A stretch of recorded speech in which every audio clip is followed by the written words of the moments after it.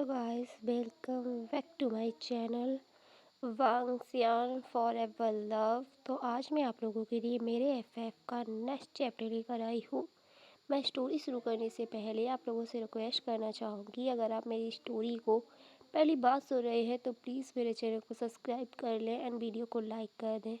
And guys, ये chapter कैसा लगा मुझे कमेंट करके ज़रूर बताएं। आप लोगों ने लगभग ना के बराबर कमेंट करना शुरू कर दिया, तो प्लीज़ मैं रिक्वेस्ट करती हूँ कि आप लोग मुझे कमेंट ज़रूर कीजिएगा। एंड वंस अगेन, अगर आप मेरे चैनल पे नए हैं तो प्लीज़ मेरे चैनल को सब्सक्राइब कर लें। तो अब हम अपनी स्टोरी की तरफ चलते हैं। जैसा कि हमने प्रीवियस वीडियो में देखा था, जब वांग जी वींग के करीब उन दोनों गर्ल्स को देखता है तो उसे बहुत जेलसी फील होती है। एंड वो आकर उन दोनों गर्ल्स को डांटते हुए बोलता है कि तुम्हारी हिम्मत कैसे हुई इसे छूने की, मैं तुम दोनों को फायर करता हूँ।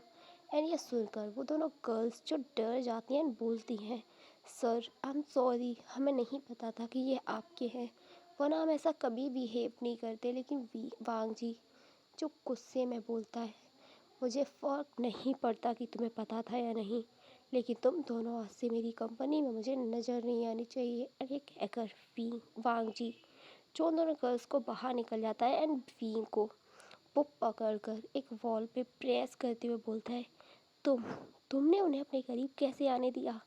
तुम उन्हें रोक नहीं सकते थे? तुम्हारी हिम्मत भी कैसे हुई किसी को खुद को टच करने की परमिशन देने के लिए? एंड ये सुनकर वींग जो बोलता है, तुम क्या कर रहे हो? मैंने नहीं कहा था कि वो दोनों मुझे टच करें।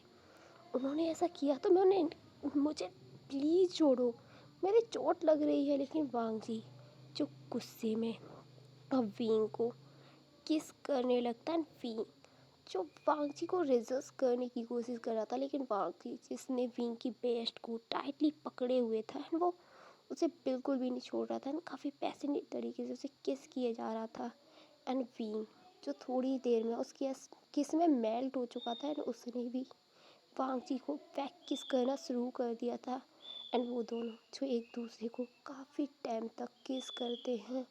एंड वांग जी जब खुद को सेटिस्फाई फील करता है तो वो वींग को छोड़ देता है। वींग जिसके लिप्स रेड कलर के हो चुके थे एंड उसके कॉर्नर से ब्लडिंग भी हो रही थी। और ये देखकर वांग जी जो अपनी टंग से वींग के लिप्स पे आने वाले ब्लड को मतलब साफ कर देता है। ये देखकर वींग जिसकी आंखें बहुत बड़ी बड़ी हो गई थी एंड वो वांग जी की तरफ शॉकिंगली देख रहा था। वांग जी जो वींग के चीक्स को कैरेस करते हुए बोलता है, वींग मुझे नहीं पता कि ये सब क्या है, लेकिन मैं इतना जानता हूँ कि मुझे गुस्सा आता है जब कोई तुम्हारे करीब आने की कोशिश करता है, कोई तुम्हें छूने की कोशिश करता है, कोई हर्ट करने की कोशिश करता है।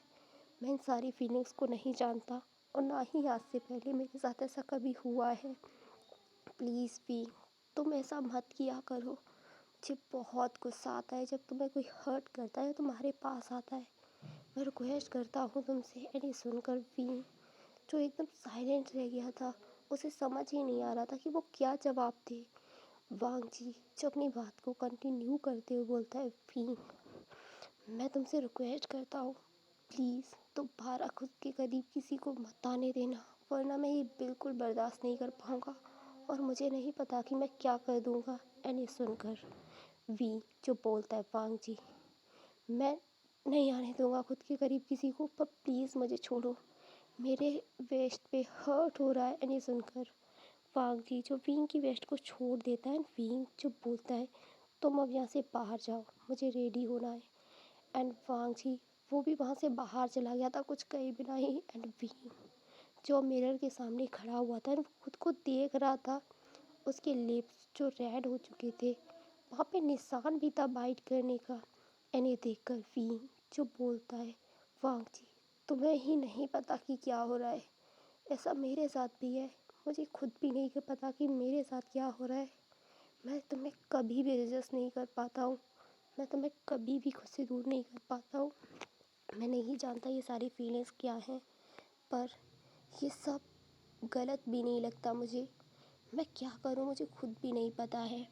एंड वी जो खुद से बातें कर ही रहा था, तभी वहाँ पर एक लड़की आती है, बोलती है, सर मैं आपके मेकअप के लिए आई हूँ। एंड वीन जो वहाँ बैठ जाता है एंड वीन का मेकअप वो गर्ल्स करती है। एंड अब हम यहाँ से डायरेक्ट सीन कर के देखते हैं वी जो सूट पे था, उसके हेयर्स जो खुले हुए थे एंड उसके लिप्स जिन पे डार्क रेड कलर की लिपस्टिक लगी हुई थी एंड वी जिसने काफ़ी ज़्यादा रिवीलिंग वाले क्लोथ पहने हुए थे एंड वो एक लिपस्टिक को प्रमोट कर रहा था। एंड दूसरी तरफ हमारा वांग जी ये सारी चीज़ें एक चेयर पे बैठे देख रहा था एंड वी को इस तरीके से देखकर हमारे वांग जी जिसे बहुत ज़्यादा हॉर्नी फील हो रहा था एंड जिसकी हार्ट बीट बहुत फास्ट हो गई थी। एंड तभी वांग जी नोटिस करता है कि वो काफ़ी ज़्यादा हार्ड हो चुका है एंड ये देखकर वांग जी जो बहुत ज़्यादा एम्बेरसमेंट फील करता है एंड वो वहाँ से निकलने की कोशिश करता है ताकि वो अपनी इस सिचुएशन को संभाल सके। एंड तभी सुयांग जो वांग जी को रोकते हुए बोलता है, वांग जी तुम कहाँ जा रहे हो, तुम इस तरीके से सूट छोड़कर पहले तो कभी नहीं गए। एंड जब वांग जी सुयांग की वॉइस सुनता है तो उसे अच्छे से पता था कि सुयांग वांग जी को कितना ज़्यादा टीज़ करेगा अगर वांग जी की इस कंडीशन के बारे में सुयांग को पता चला। इसीलिए वांग जी जो टेबल से जल्दी से फाइल उठाता है एंड खुद को कवर कर लेता है एंड बोलता है, वो मैं सुयांग वॉशरूम जा रहा हूँ, मुझे बहुत जल्दी जाना होगा, मुझे बहुत ज़ोर से आ रही है। एंड ये कहकर हमारा वांग जी जो वहाँ से भाग जाता है दूसरी तरफ हमारा नोटिस सुयांग जो समझ चुका था कि वांग जी के साथ क्या हुआ होगा एंड ये सोचकर सुयांग जो स्माइल करने लगता है। दूसरी तरफ वी जो लगभग 1 आवर में अपनी सूट को ख़त्म कर लेता है। वो अपनी सूट ख़त्म होने के बाद चेंजिंग रूम में जाकर अपने क्लोथ चेंज करने लगता है एंड उसने एक बाथरोब डाला हुआ था एंड वो अपने मेकअप को रिमूव कर रहा था। एंड तभी कोई विंग को आकर पीछे से हक कर लेता है एंड ये देखकर विंग जो डर जाता है एंड वो जब पीछे मुड़ के देखता है तो वहाँ पर वांग जी था एंड वांग जी को देखकर विंग जो बोलता है, वांग जी तुम्हें क्या हुआ है, तुम आज सुबह से इस तरह का बिहेव क्यों कर रहे हो, तुम मुझे बताना चाहोगे। एंड ये सुनकर वांग जी जो बोलता है, हाँ मैं तुम्हें बताना चाहता हूँ, मैं तुम्हें बहुत बुरी तरीके से कुछ बताना चाहता हूँ, प्लीज़ विंग तुम मेरी बात सुनो। एंड ये सुनकर विंग जो बोलता है, वांग जी तुम बोलोगे। एंड वांग जी जो अब विंग के क्लोज आने लगता है एंड विंग जो पीछे हट रहा था तो वांग जी उसे बेड से पकड़कर अपनी तरफ खींचते हुए बोलता है, विंग मुझे तुमसे कुछ कहना है एंड मैं तुम्हें लाइक करता हूँ, आई लाइक यू। एंड ये सुनकर विंग जो 1 मिनट के लिए तो पूरी तरीके से ब्लाइंड हो चुका था, उसे समझ ही नहीं आया कि क्या बोल दिया वांग जी ने। एंड विंग जो बोलता है, क्या क्या बोल रहे हो तुम मुझे पसंद करते हो, तुम जानते कितने अच्छे तरीके से हो मुझे, जो तुम मुझे पसंद करने लगे। एंड ये सुनकर वांग जी चुप कहता है, विंग मुझे नहीं पता कि तुम मुझे एक्सेप्ट करोगे या नहीं एंड मैं तुम्हें कब पसंद करने लगा एंड क्यों पसंद करने लगा वो भी नहीं पता, पर हाँ अब मैं इतना ज़रूर समझ चुका हूँ, मैं तुम्हें पसंद करने लगा हूँ बहुत ज़्यादा बुरी तरीके से। एंड विंग जो कुछ बोलने वाला था तो वांग जी उसके लिप्स पे फिंगर रखते हुए बोलता है, विंग मैं तुमसे अभी जवाब नहीं चाहता, मैं चाहता हूँ कि तुम अपनी फीलिंग्स को समझो और फिर मुझे जवाब दो, मैं तुम्हारे जवाब का इंतज़ार करूँगा, लेकिन विंग प्लीज़ जल्दी जवाब देना और हाँ ही बोलना है। ये कहकर वांग जी जो वहाँ से निकल जाता है। दूसरी तरफ हमारा विंग जो शौक पे शौक खाए जा रहा था ना, उसे समझ ही नहीं आया था कि क्या हो रहा है उसके साथ। कभी वांग जी जो कहता है कि उसे समझ नहीं आ रहा उसकी फीलिंग क्या है, तो वो अभी आकर कह रहा है कि वो उसे लाइक करता है, वो करे तो क्या करे, वो कैसा रिएक्ट करे इस सिचुएशन पे। वी जो अपना सर पकड़कर वहीं बैठ जाता है एंड बोलता है, वांग जी मुझे नहीं पता कि मैं तुम्हें क्या जवाब दूँ, मैं खुद अपनी फीलिंग को लेकर कंफ्यूज हूँ और तुमने एक और कंफ्यूजन लाकर यहाँ खड़ी कर दी है। तुम मुझसे छोटे हो एज में और मैं तुम्हें कैसे कह सकता हूँ कि मैं तुम्हें पसंद करता हूँ, मुझे नहीं पता कि मुझे किस तरह का रिएक्ट करना चाहिए।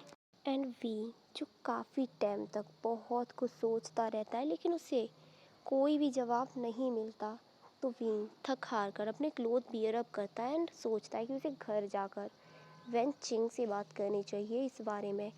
एंड वी जो वहाँ से निकलता है तो देखता है वांग जी जो बाहर ही खड़ा हुआ था, एंड वो उससे कुछ बोलता नहीं है, बस इतना कहता है कि मैं तुम्हें घर ड्रॉप कर दे रहा हूँ। एंड विंग भी जो चुपचाप वांग जी की बात मान जाता है, एंड वो दोनों साथ में जाते हैं, वांग जी की कार में बैठ जाते हैं। वांग जी जो ड्राइव करने लगता है, लेकिन दोनों लोगों के बीच एक अजीब सा साइलेंस था। दोनों ही एक दूसरे से बात करना चाहते थे, लेकिन उन दोनों के पास वर्ड थे, लेकिन वो कह नहीं पा रहे थे कि उन्हें कैसे, कहाँ से अपनी बात को शुरू करनी चाहिए।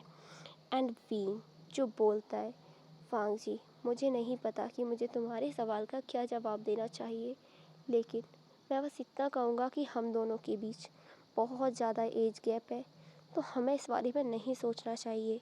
एंड ये सुनकर वांग जी जो कार को साइड में रोक देता है एंड विंग की तरफ देखता है, तो विंग जिसने अपना सर नीचे को किया हुआ था, एंड ये देखकर वांग जी जो अपनी सीट बेल्ट खोलता है एंड विंग की तरफ आता है, एंड विंग का फेस जो अपने हाथों में लेते हुए बोलता है, विंग मैं तुम्हें फोर्स नहीं कर रहा हूँ किसी भी चीज़ के लिए। और रही बात एज गैप की, तो एज इज़ जस्ट नंबर, ये मैटर नहीं करता हमारे बीच। अगर हमारे दिल में एक दूसरे के लिए फीलिंग है, अगर हम एक दूसरे के साथ रहकर कंप्लीट फील करते हैं, हम सेफ फील करते हैं, हम ट्रस्ट करते हैं, तो हम एक दूसरे के साथ रह सकते हैं। लेकिन विंग अगर तुम्हें मेरे साथ सेफ फील नहीं होता, तुम्हें ऐसा लगता है कि तुम मेरे साथ खुश नहीं रहोगे, तो मैं तुम्हें बिल्कुल फ़ोर्स नहीं करूँगा खुद के साथ रहने के लिए। लेकिन अगर तुम्हें लगता है मैं तुम्हारे लिए परफेक्ट हूँ, तुम मेरे साथ खुश रहोगे, तुम मुझ पे ट्रस्ट कर सकते हो, तो विंग अगर तुम खुद चाहोगे तो भी मैं तुम्हें खुद से दूर नहीं जाने दूँगा। एंड ये कहकर वांग जी जो विंग के लिप्स पे किस कर लेता है, एंड विंग जो बस चुपचाप से वांग जी की सारी बातें सुन रहा था। एंड अब विंग भी जो वांग जी को किस करने लगा था, एंड विंग को यूँ किस करते देख वांग जी जो 1 मिनट के लिए सरप्राइज रह गया था, लेकिन वांग जी जो विंग को रोकता नहीं है एंड विंग को किस करने देता है। एंड विंग जो काफ़ी लंबे टाइम तक वांग जी को किस करता है, एंड वो थोड़ी देर तक किस करने के बाद वांग जी को छोड़ता है एंड बोलता है, मैं अपनी फीलिंग्स को लेकर श्योर नहीं हूँ कि मैं तुम्हें पसंद करता हूँ या नहीं, लेकिन हाँ मैं इतना श्योर ज़रूर हूँ कि मैं तुम्हारे साथ रहकर